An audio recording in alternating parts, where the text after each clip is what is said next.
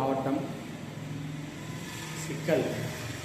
சிக்கல் நகரை ஒன்றியமாக அறிவிக்க வேண்டும் என்பது இந்த பகுதி மக்களின் 50 ஆண்டு கால கோரிக்கை. சிக்கல் அந்த ஊரை பற்றி சில வரலாற்று உண்மைகளை கூற விரும்புகிறேன். என்னவென்றால், ராமநாதபுரம் மாவட்டத்தின் பூகோள அமைப்பு என்பது ராமேஸ்வரம் புனித தலத்தை அடிப்படையாக கொண்டது. இந்தியா முழுவதும் உள்ள யாத்ரீகர்கள் அங்கிருந்து வட இந்தியாவிலிருந்து கால்நடை பயணமாக சங்க காலத்திலிருந்து நடந்து வந்து ராமேஸ்வரம் புனித தலம் தரிசித்து செல்வார்கள். அப்படி வருகின்ற கிழக்கு கடற்கரையோரம் நடந்து வருகிற ஒரு நெடுஞ்சாலை நாகப்பட்டினம் வழியாக வந்து ராமநாதபுரத்தில் சந்தித்து ராமேஸ்வரம் செல்வார்கள். அதே போல மத்திய இந்தியாவிலிருந்து பெங்களூரு, மைசூரு அதன் வழியாக நடைபயணமாக வந்து மதுரை வழியாக ராமநாதபுரத்தை வந்தடைந்து ராமேஸ்வரம் செல்வார்கள். அதே போல மேற்கு கடற்கரையோரமாக பம்பாய், குஜராத் அந்த பகுதிகளிலிருந்து நடைபயணமாக ராமேஸ்வரம் வருகின்ற மக்கள் அப்படியே திருவனந்தபுரத்தை கடந்து கடலோரமாக வந்து ராமநாதபுரம் அடைந்து ராமேஸ்வரம் சென்று புனித தரிசனம் செய்து வருவார்கள்.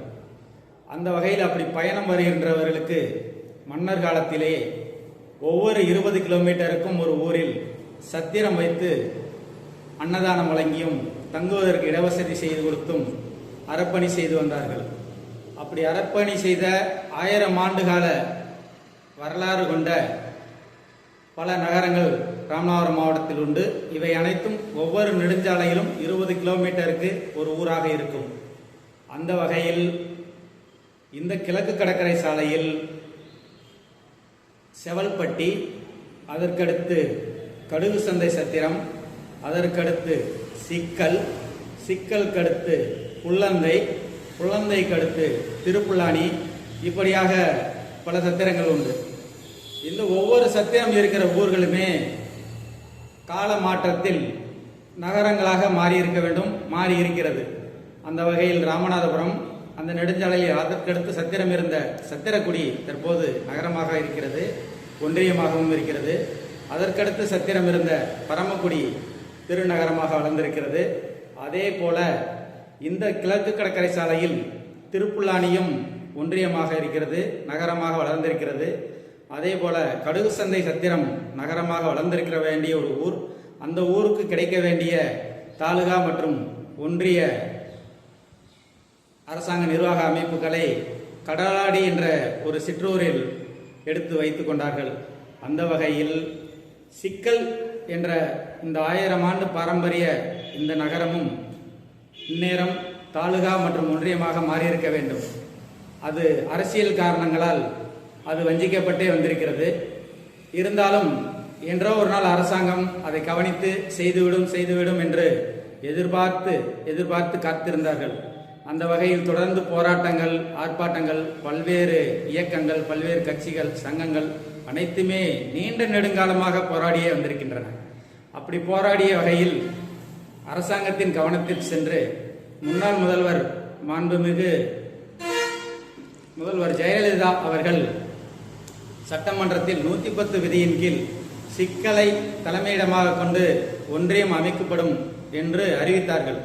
அறிவித்த பிறகும் கூட அந்த ஆட்சியில் உள்ள பலர் வேண்டுமென்றே சதி செய்து அதை செயல்படுத்த விடாமல் தடுத்து விட்டார்கள்.